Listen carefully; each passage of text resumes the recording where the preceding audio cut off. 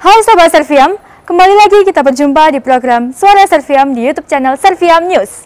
Kita sekarang sedang berada di salah satu pendidikan Ursuline yang berada di Kota Malang, yaitu adalah Korjesu Malang.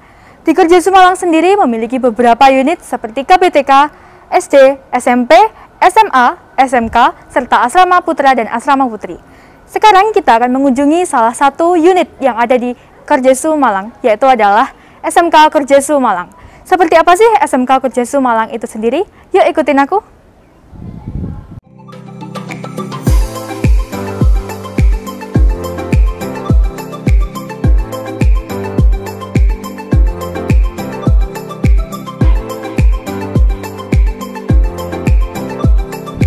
Selamat pagi. Selamat pagi. Selamat pagi. Selamat pagi teman-teman semuanya. Sekarang bersama saya sudah ada 3 narasumber kita, yaitu Suster Paula Eka OSU, ada juga alumni kami yaitu Kak Dimas, dan juga ada salah satu siswi kami yaitu Jevelyn. Selamat pagi kepada Suster Paula Eka OSU, selamat pagi kepada Kak Dimas, selamat pagi kepada Jevelyn. Nah, sekarang untuk mengawali perbincangan kita pada pagi hari ini, kita akan mengawalinya dengan Suster. Suster, apa kabarnya? Kabar baik. Kabar baik, puji Tuhan sekali. Nah, Suster, untuk mengawali perbincangan kita, saya ingin bertanya sedikit tentang sejarah di SMK Korjesu ini seperti apa sih, Suster? Baik, terima kasih, Nak. Sebelum saya mulai menjelaskan tentang sejarah berdirinya Korjesu atau SMK Korjesu, saya memulai dengan adanya SMK Korjesu diawali dengan berdirinya Biara Santa Trinitas di Malang pada tahun 1900.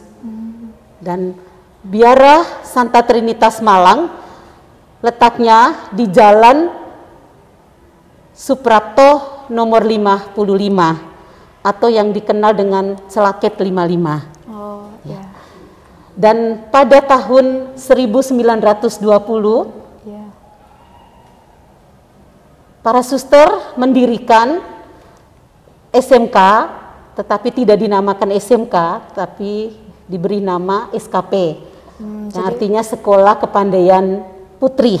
Ya, karena para suster melihat semangat pendiri para suster Santa Angela itu sangat peduli kepada kaum perempuan. Maka mendirikan SKP. Iya. Dan dari SKP rupanya ada perubahan lagi. Ada perubahan. Ya, maka di tanggal 1 Agustus 1950, jadi 30 tahun kemudian, dari SKP ini berubah menjadi Sekolah Keguruan Kepandaian Putri. Ya, kenapa disebut sekolah guru? Mungkin para suster melihat peluang ke depan, tamatnya dari SMK ini mungkin bisa menciptakan guru-guru ya, yang bisa mengajar lagi. Maka dinamakan Sekolah Guru Kepandaian Putri. Sekolah ini berubah lagi, ya. Mungkin mengikuti perkembangan kurikulum dari pemerintah, maka berubah lagi pada tahun 1961, yang namanya semulanya atau Sekolah Guru Kepandaian Putri diberi nama bukan Korjesu, tapi namanya Santa Ana. Ya, jadi para suster mungkin melihat Santa Ana ini menjadi teladan, maka dikasih nama karena perempuan ambilnya Santa Ana. Ya. Lalu dari Sekolah Guru Kepandaian Putri ini Santa Ana, jadi tahun 1961 bukan menjadi Santa Ana lagi, berubah lagi menjadi Sekolah Guru Kepandaian Putri Korjesu. Yang Korjesu yang sampai sekarang kita gunakan namanya SMK Korjesu. Ya. Nah, perkembangan dari Sekolah Guru Kepandaian Putri berubah lagi menjadi Sekolah Keterampilan, Sekolah Kesehatan, Sekolah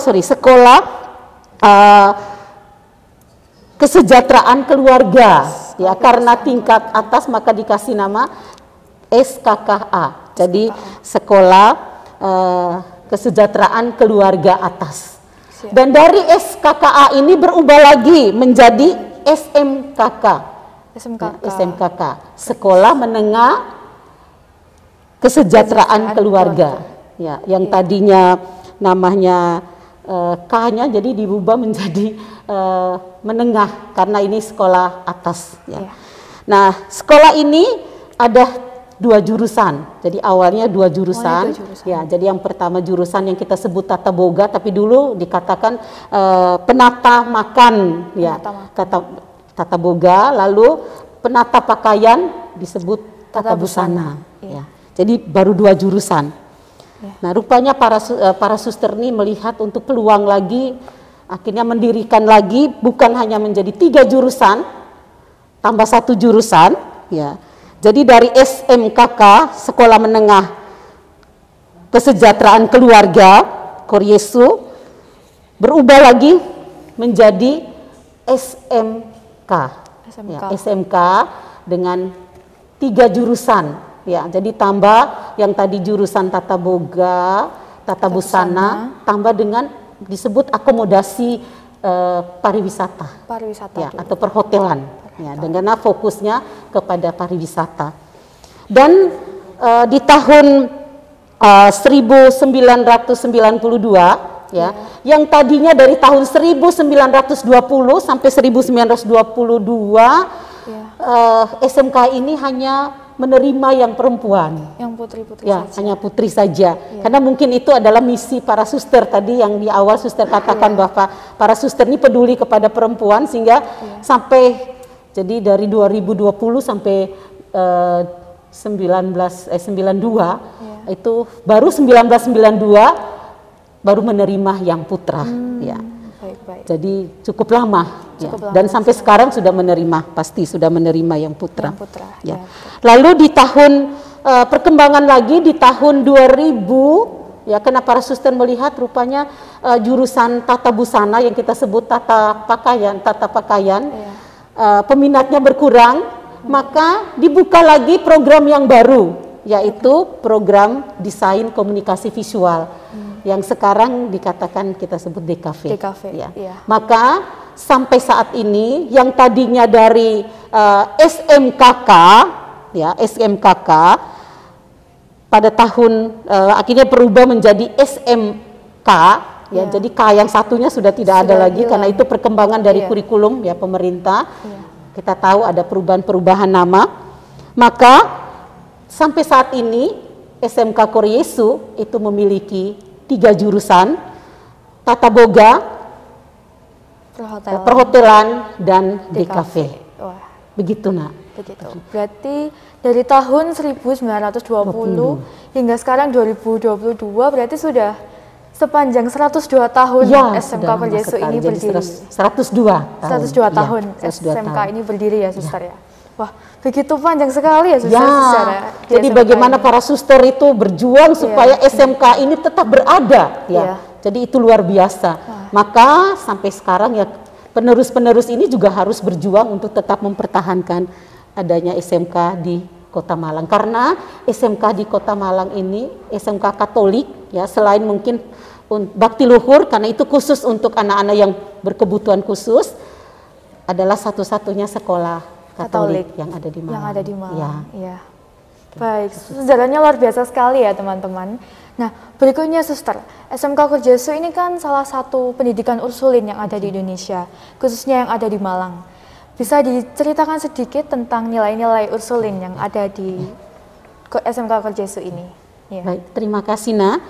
Untuk nilai-nilai, sebelum suster menjelaskan nilai-nilai, dan suster merasa bahwa berkat adanya nilai-nilai ini, maka hadirlah atau terciptalah, ya, mungkin di samping kita ini adalah alumni, ya, salah satunya. Jadi untuk lulusan SMK Koryesu, ya, jadi ada 3 pilihan memang untuk SMK, yaitu yang pertama bekerja, ini seperti alumni kita ini juga bekerja.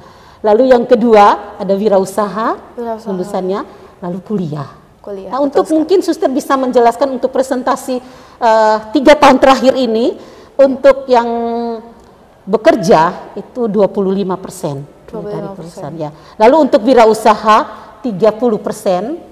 Dan yang kuliahnya 45%. Memang untuk presentasinya lebih banyak memang kuliah ya. Tapi kalau kita lihat dari tadi 25, 30, 45 berarti hampir sama ya.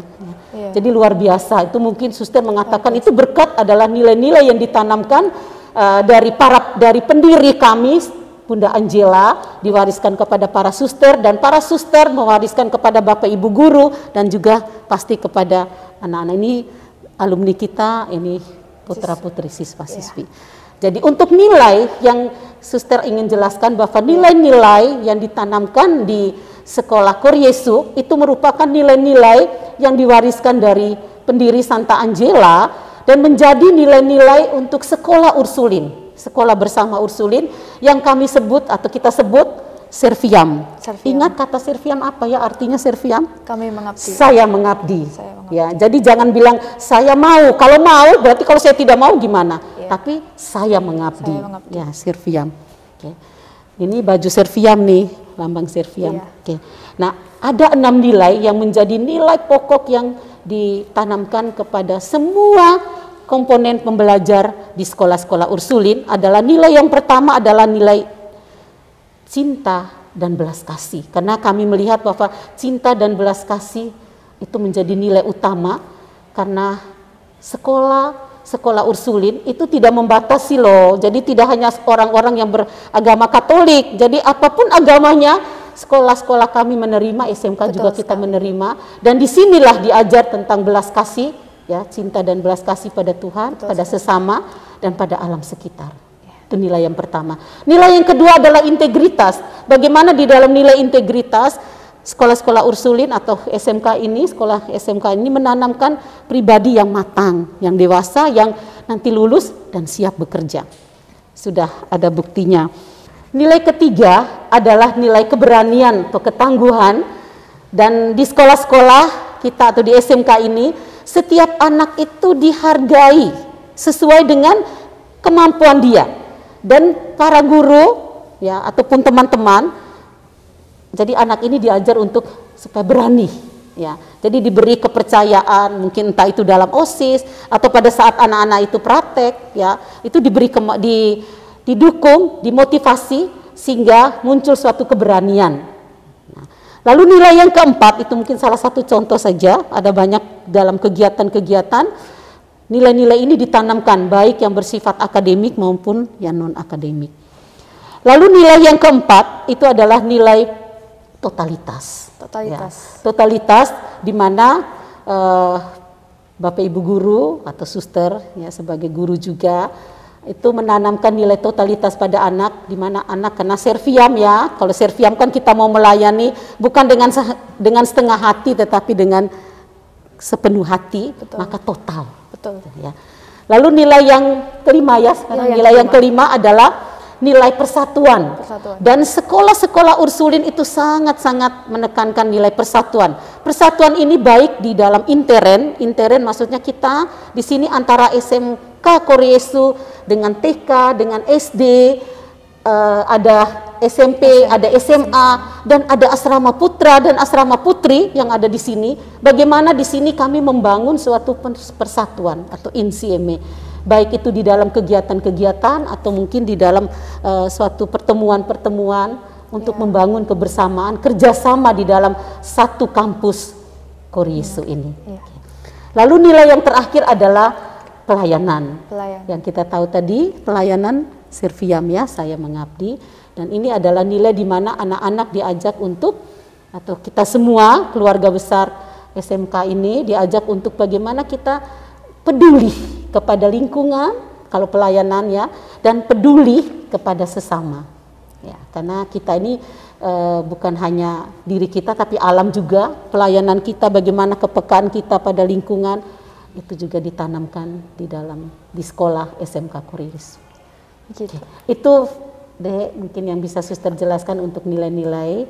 Jadi nilai-nilai yang ditanamkan itu semua dimasukkan di dalam kolaborasi di dalam seluruh kegiatan pembelajaran di SMK Koresu. Iya. Ya, jadi tidak berdiri sendiri. Pada saat Bapak Ibu mengajar atau guru nih mengajar bidang studi, misalnya matematika, bagaimana di dalam pembelajaran matematika nilai-nilai itu ditanamkan juga kepada putra-putri. Baik. Begitu, nah. Baik, ada 6 nilai yang sudah dibagikan oleh Suster. Serviam. Iya, dari nilai Serviam itu. Nah, menurut saya sendiri nilai-nilai Serviam itu juga diterapkan di kehidupan kami. Salah satunya adalah contoh persatuan. Dan baru-baru ini dari OSIS SMK Koresu sendiri baru saja mengadakan kolaborasi dengan salah satu unit Koresu lainnya, yaitu SMP. Kami mengadakan event Hari Olahraga Nasional serta memperingati Bulan Kitab Suci Nasional kemarin. Kami juga mengadakan suatu kebersamaan untuk tetap mempersatukan unit kami dengan baik. Nah, Suster, kalau misalkan ada yang tertarik untuk bergabung dengan SMK Koresu, bagaimana sih cara daftar di SMK Koresu ini? Baik, kalau ada yang berminat untuk bergabung di SMK Koresu, untuk pendaftarannya kami sudah mulai. Sudah mulai untuk pendaftarannya, dan apabila yang ingin untuk mendaftar, silakan boleh datang ke Malang, ya, persisnya di Jalan Suprapto nomor 55, dan tempatnya sangat mudah karena berada di pusat kota Malang. Iya, ya. Kalau tidak, nanti pendaftarannya bisa melalui atau lewat online. Ya. Jadi nanti akan ada pendaftarannya melalui online, nanti akan disampaikan. Ya, baik. Jadi ada 2 cara buat teman-teman semua yang ingin bergabung, bisa langsung datang di SMK Koresu ini di Jalan Jaksa Agung Suprapto nomor 55 Malang, ataupun bisa langsung dengan online atau bisa mengunjungi Instagram kami di @smkkoresu. Nah, berikutnya kita beralih kepada narasumber kita yang selanjutnya, yaitu adalah alumni kita, ada Kak Demas. Apa kabarnya untuk Kak Demas? Puji Tuhan baik. Puji Tuhan baik. Nah, Kak Demas datang ke sini kan sebagai salah satu alumni dari SMK Koresu. Saya penasaran bagaimana sih pengalamannya selama belajar di SMK Koresu sendiri? Oke, mungkin sebelum masuk ke pengalaman, perkenalkan nama saya GB Demas Satria Dwi Putra. Saya alumni Koresu, jurusan Desain Komunikasi Visual. Saya dulu angkatan 2015, lulus di tahun 2018.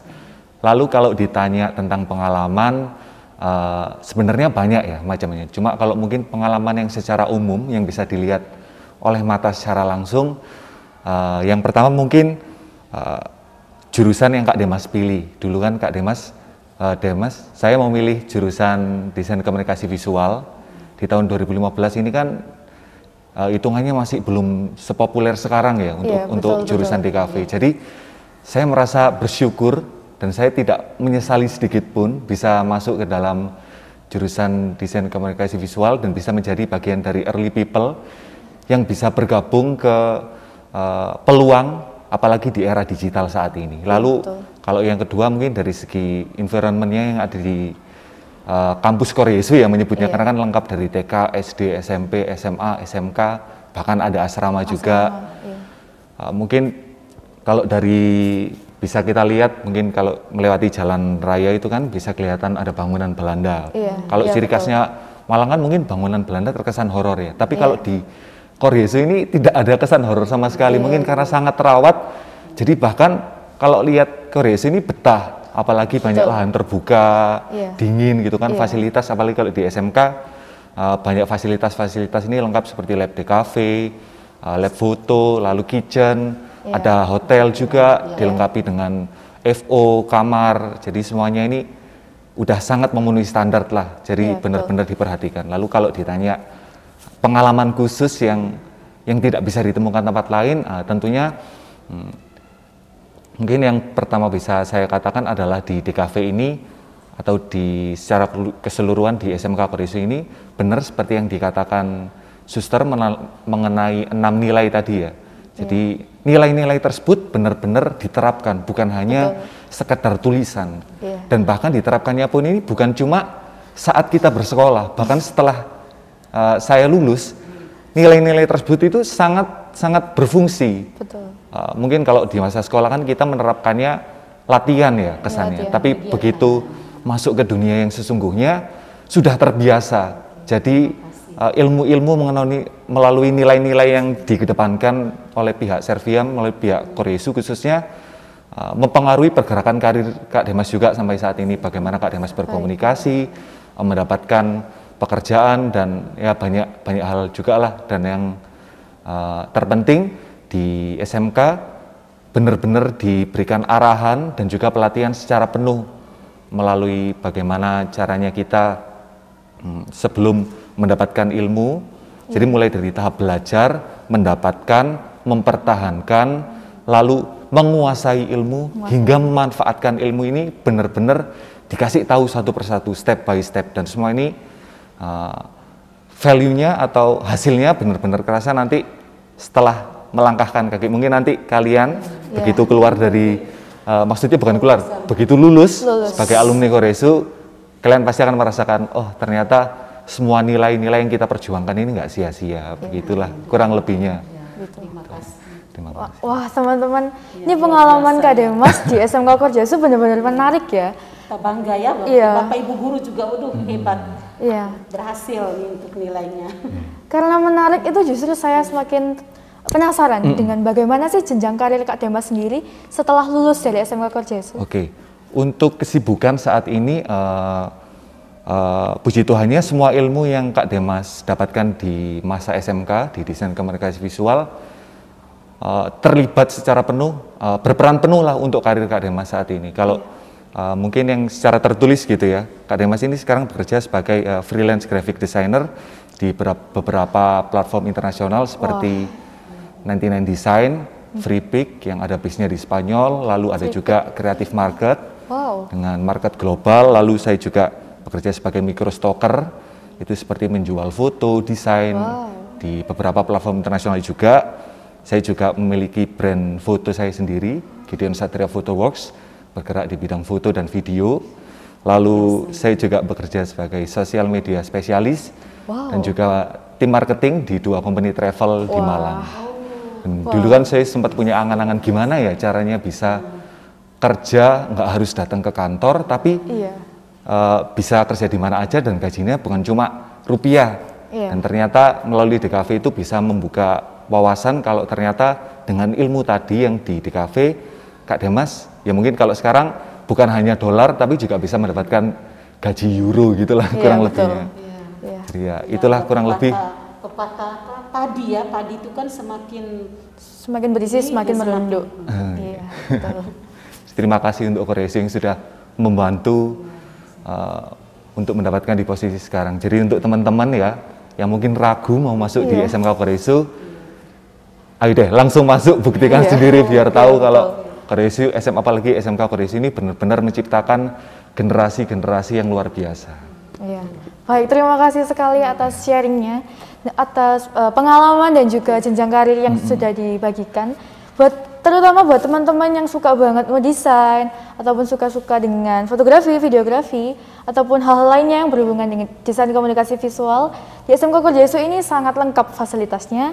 Dan ada salah satu bukti yaitu Kak Demas yang sudah membuktikan sendiri bagaimana di jurusan desain komunikasi visual ini bisa menghasilkan bekerja dengan baik walaupun seorang freelancer, tapi juga sangat maju, sangat luar biasa sekali di bidangnya. Baik, terima kasih Meliana. Suster boleh ya ingin bertanya kepada Kak Demas juga ya. Oke, baik, terima kasih. Kak Demas, ini tadi terima kasih sudah sharing luar biasa, apa yang didapat di sini ternyata berguna setelah Kak Demas lulus dari SMK. Nah, apakah ada yang bisa juga Kak Demas ingin berbagi mungkin kepada adik-adik, siapa tahu semakin membuat adik-adik ini mantap untuk memilih SMK Koresu. Mungkin ada nilai disiplin yang kadang-kadang kan anak-anak di sini selalu menggerutu, aduh kok ini lagi, kok harus seperti ini, harus seperti itu, untuk kedisiplinan, karena biasanya kan sekolah-sekolah yang dibawa para suster ini dibilang, waduh kalau para suster tuh disiplin begitu. Lalu mungkin ada nilai lain lagi yang kira-kira Kak Demas merasa ini saya penting untuk berbagi kepada adik-adik. Itu Kak Demas, terima kasih sebelumnya. Oke, baik, terima kasih Suster. Mungkin kalau bisa saya sedikit berbagi pengalaman juga ya. Karena kan saya begitu lulus juga langsung terjun ke dunia kerja. Kebetulan kalau mengenai nilai ya, ada beberapa nilai yang menurut saya paling berperan dalam posisi sekarang. Mungkin yang pertama adalah ketangguhan, totalitas, lalu mengenai kasih, dan juga kesatuan atau bagaimana kita menghargai perbedaan. Kalau berbicara tentang ketangguhan, begini, karena kan waktu begitu lulus, Kak Demas memutuskan untuk tidak mengambil kuliah terlebih dahulu, karena memang sebelum lulus pun sudah ada beberapa tawaran untuk bergabung. Yang pertama di tempat Kak Demas magang dulu di Taman Dayu. Kebetulan, kebetulan di Taman Dayu pun juga mengharapkan Kak Demas bisa bergabung. Tetapi sedikit berbeda dengan visi misinya yang Kak Demas ingin gapai. Mengenai tidak bekerja hanya di satu tempat, tapi bisa di mana aja. Akhirnya Kak Demas memutuskan untuk cari-cari melalui website. Ya ini salah satu poin ketangguhan tadi. Jadi Kak Demas nggak mau menyerah sama keadaan. Sebelum masuk ke dalam dunia desain pun, Kak Demas masuknya ke bagian foto dan video. Tapi karena pandemi, itu kan semuanya bisa dibilang hancur ya. Hampir nggak ada yang nggak kena imbasnya istilahnya. Tapi karena dulu waktu SMK terbiasa untuk bagaimana cara kita mengatasi problem, harus bisa tak gitulah istilahnya. Jadi waktu menghadapi problem yang secara nyata, yang bukan hanya waktu latihan seperti di sekolah, Kak Demas merasa lebih siap atau lebih memiliki plan A, plan B, plan C. Jadi akhirnya banyak backup plan. Lalu kalau mungkin ada juga yang bingung ya atau takut masuk ke Resu, apakah cuma sekolah Katolik atau mungkin sekolah yang khusus untuk Kristen Katolik? Sebenarnya enggak ya. Malah sesungguhnya menurut Kak Demas, Koryesu ini, khususnya Komplek Koryesu, nggak hanya SMK, ini the real Bhinneka Tunggal Ika. Karena benar-benar bukan hanya daerah saja yang macam-macam, agamanya juga macam-macam, rasnya macam-macam, bahasa yang digunakan pun ciri khasnya itu macam-macam. Ada yang misalnya kita mengatakan satu kata gitu ya, tapi pronounce-nya atau cara pengucapannya itu beda-beda. Nah, dari situ kita terbiasa untuk bisa menghargai perbedaan. Nah, waktu terjun ke dunia langsung, di dunia kerja, itu kan ciri-ciri orang itu kan banyak macamnya ya. Ada yang rese, ada yang nggak rese, ada yang ya unik-unik lah.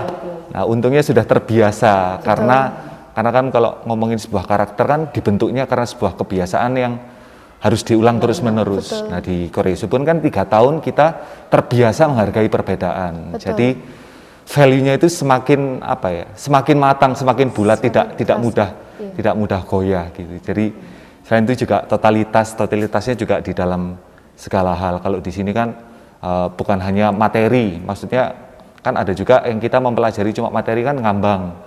Nah, kalau di SMK kan kita dituntut untuk harus bisa mempraktekkan langsung. Jadi benar-benar total, mulai pelajarannya secara materinya oke, waktu dipraktekkan juga oke. Waktu praktek kan kita juga tahu kurang lebihnya itu bagaimana. Kita tahu bagaimana cara mengevaluasinya, sehingga akhirnya apa yang kita kerjakan nanti setelah lulus bisa lebih matang lagi. Gitu. Mungkin kurang lebih nilai yang sangat berperan sampai saat ini. Baik Kak Demas, terima kasih. Aduh, pengalamannya yang luar biasa. Terima kasih sekali lagi.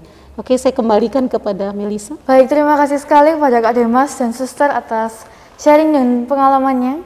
Sekarang kita beralih kepada narasumber kita, yaitu salah satu siswi dari SMK Koryesu sendiri adalah Kak Jevelyn. Kak Jevelyn, apa kabarnya? Puji Tuhan baik. Puji Tuhan baik.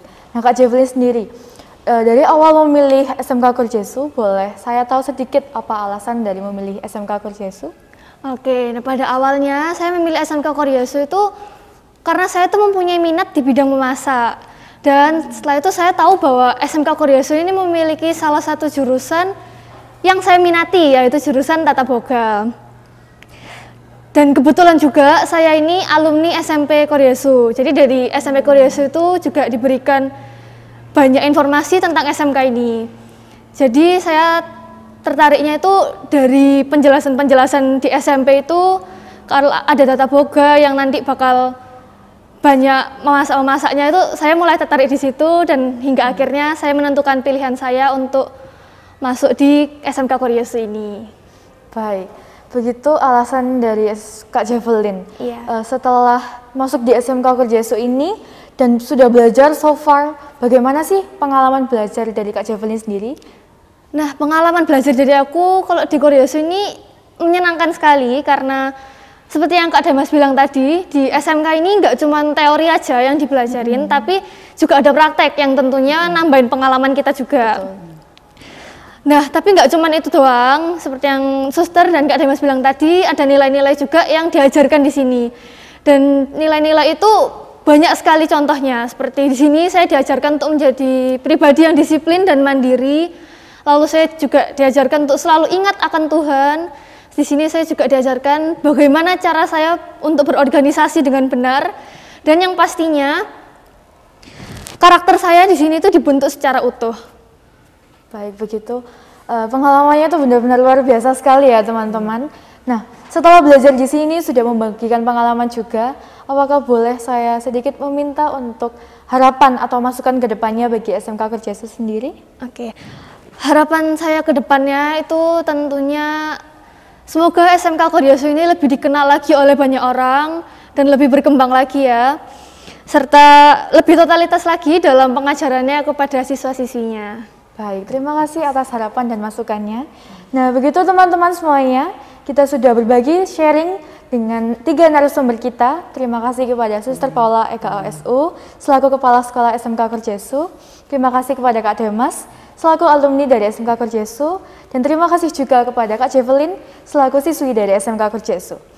Nah, teman-teman semuanya, seperti yang sudah di-mention oleh Suster tadi di awal, bahwa ada 3 jurusan di SMK Kerjasu, yaitu Tata Boga, Akomodasi Perhotelan, dan Desain Komunikasi Visual atau DKV.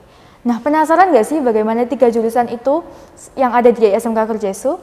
Yuk ikutin kita semua yang ada di sini untuk eksplor lebih dalam tentang jurusan kami. Hai Sobat Serviam, sekarang saya sudah berada di salah satu fasilitas sekolah SMK Kerjasu, yaitu adalah kitchen-nya. Nah, bagaimana sih di kitchen atau siswa-siswi SMK Kerjasu, terutama di jurusan Tata Boga, mempelajari hal-hal tentang seputar memasak? Yuk ikutin aku. Permisi Kak Sheni, bisa diminta waktunya sebentar? Oh iya, boleh. Nah, teman-teman, sekarang sudah berada dengan saya, yaitu salah satu siswa SMK Kerjasu di jurusan Tata Boga, yaitu adalah Kak Sheni. Kak Sheni bisa diceritakan sedikit pengalamannya tentang jurusan Tata Boga ini? Oke, halo, aku Sheni dari jurusan Tata Boga. Jadi di Tata Boga itu kita ada pelajaran penyajian dan pengolahan makanan, ada tata hidang, dan kalau hari ini kita ada produk kreatif kewirausahaan, bisa juga disebut PKWU. Nah, di PKWU ini kita lagi bikin produk yang nantinya bakal dijual di masyarakat umum.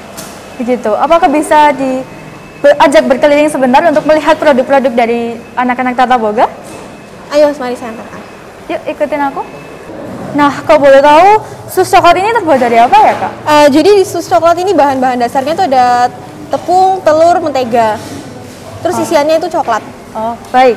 Bisa beralih ke produk berikutnya? Oke. Kemudian ini ada crispy brownies. Crispy brownies ini kita pakai dark chocolate. Bahan dasarnya juga sama, tepung, telur, mentega gitu. Wah, baik. Sangat menarik sekali ya brownies ini. Ya, toppingnya ini juga ada macam-macam. Ada 3 topping. Jadi ini nanti dibasarkan untuk diperjualbelikan begitu ya? Ya, dan untuk browniesnya ini sendiri pemesanannya udah sampai 280 pack. Wow. Dan udah sampai ke Kalimantan Selatan. Wah, siap. Sangat menarik sekali ya teman-teman semuanya. Oke, lanjut ke produk berikutnya. Ini ada baby crab. Baby crab, bisa dijelaskan sedikit apa itu baby crab? Jadi baby crab ini dari kepiting yang digoreng terus dikasih rasa-rasa gitu. Oh. Contoh rasanya ada apa saja? Ini ada barbecue, balado, sama keju. Wah, sangat menarik sekali ya teman-teman semuanya. Baby crab seperti ini bisa divariasi dan kemudian belikan kembali.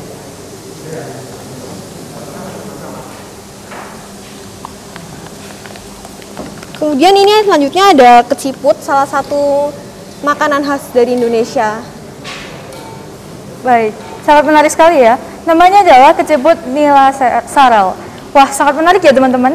Produk seperti keciput saja bisa diperjualbelikan oleh anak-anak dari Tata Boga. Nah teman-teman semuanya, sekarang saya sudah bersama dengan salah satu guru dari Tata Boga, yaitu adalah Pak Ferry. Selamat pagi Pak Ferry. Halo, selamat pagi.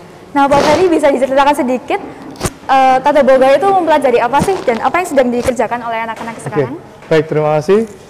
Untuk Tata Boga atau jurusan kulineri saat ini yaitu ada beberapa mata pelajaran yang wajib diberikan kepada siswa ya. Yang pertama yaitu ada mata pelajaran Western, ada Indonesia, ada pastry bakery, ada kue Indonesia, serta ada yang namanya tata hidang atau restoran service. Di hari ini kita melihat ya, di sini ada anak-anak dari Koryesu melakukan aktivitas yaitu di mata pelajaran kewirausahaan. Ya, dia melakukan kegiatan praktikum kewirausahaan atau entrepreneur. Tapi dia melakukan beberapa step ya. Yang pertama yaitu dia membuat proposal, membuat business plan, lalu dia melakukan uji coba, membuat harga jual, lalu selanjutnya dia memasarkan produknya dan membuat produk yang sedemikian banyak, ya kan? Jadi ini kisaran satu kelompok mendapatkan kurang lebih 100 pack untuk pesanannya, begitu. Baik, terima kasih Pak Ferry atas informasinya. Nah, begitu teman-teman dari jurusan Tata Boga. Selanjutnya kita akan beralih di jurusan akomodasi perhotelan. Seperti apa ya jurusan akomodasi perhotelan itu? Yuk ikutin aku.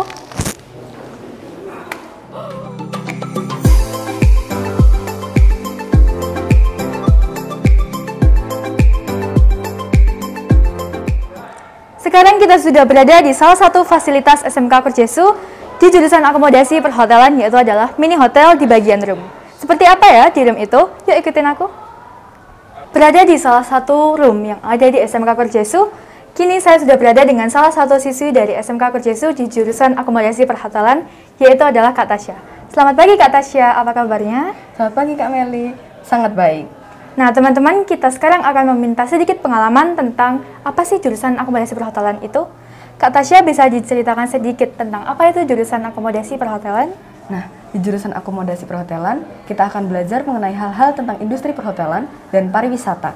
Salah satu contohnya yaitu front office, laundry, food and beverage, industri perhotelan, kominpar, dan housekeeping. Seperti yang kita lihat di belakang ini, housekeeping sendiri kita belajar mengenai making bed, yaitu tata cara tentang menata bed.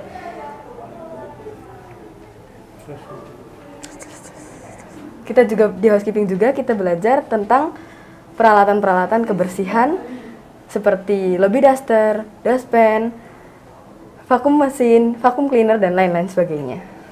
Nah, sangat menarik ya teman-teman di jurusan akomodasi perhotelan itu sendiri. Nah, itu tadi adalah pengalaman kami di jurusan akomodasi perhotelan. Sangat menarik, bukan?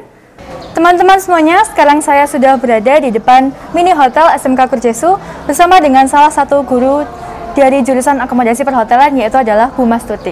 Selamat pagi Bu Mastuti. Selamat pagi. Bisa diceritakan sedikit tentang apa itu jurusan perhotelan? Oke, jurusan perhotelan itu kita belajar tentang room division. Room division itu ada front office, ada housekeeping, ada laundry di sana. Baik, apa saja yang tempat industri yang bisa ditempati oleh siswa-siswi SMK Korjesu saat nanti di PKL? Oke, untuk PKL SMK Korjesu bisa di hotel bintang 4, bintang 5. Dan itu pun di seluruh Nusantara kita siap untuk mengantar. Baik, terima kasih Bu Mas atas waktunya. Terima kasih kembali. Itu tadi adalah waktu yang kita sudah wawancara bersama dengan salah satu guru dari akomodasi perhotelan. Kita sekarang akan beralih di jurusan desain komunikasi visual. Yuk. Permisi Kak Kristo, bisa minta waktunya sebentar? Nah teman-teman semuanya, kita sekarang sudah berada di lab DKV SMK Korjesu bersama dengan salah seorang siswa di jurusan DKV, yaitu adalah Kak Kristo. Selamat pagi Kak Kristo. Pagi. Teman-teman semuanya, kita akan meminta pengalaman sedikit tentang jurusan DKV. Kak Kristo, bisa diceritakan sedikit tentang apa itu jurusan DKV? Oke, jurusan DKV ini adalah salah satu jurusan yang ada di SMK Korjesu yang menurut saya lumayan menarik ya, karena selain jurusannya yang kita bisa mempelajari tentang fotografi, di mana kita mengambil shot-shot foto yang sangat-sangat unik, yang menarik. Lalu kita juga diajarkan untuk videografi, kita mengambil shot-shot dari kamera-kamera, dari sudut-sudut tertentu, dan itu sangat-sangat menarik gitu, yang sangat-sangat wah gitu. Dan juga ada salah satu hasil dari anak-anak DKV yang telah dicetak yaitu adalah salah satunya packaging design. Jadi ini adalah salah satu bentuk desain yang telah dibuat oleh anak-anak dari DKV. Lalu juga selain itu kita juga diajarkan untuk mengedit foto-foto untuk warnanya semakin lebih cerah lagi, semakin lebih menarik lagi untuk dilihat. Lalu kita juga diajarkan untuk mengedit video, dan kita juga sekarang lagi membuat short film, di mana itu sangat menyenangkan sekali, di mana kita dibentuk di satu grup dan kita harus membuat short films yang sangat-sangat menarik tentunya. Lalu kita juga sedang membuat foto manipulation yang bisa dilihat di sini. Yuk, ikutin.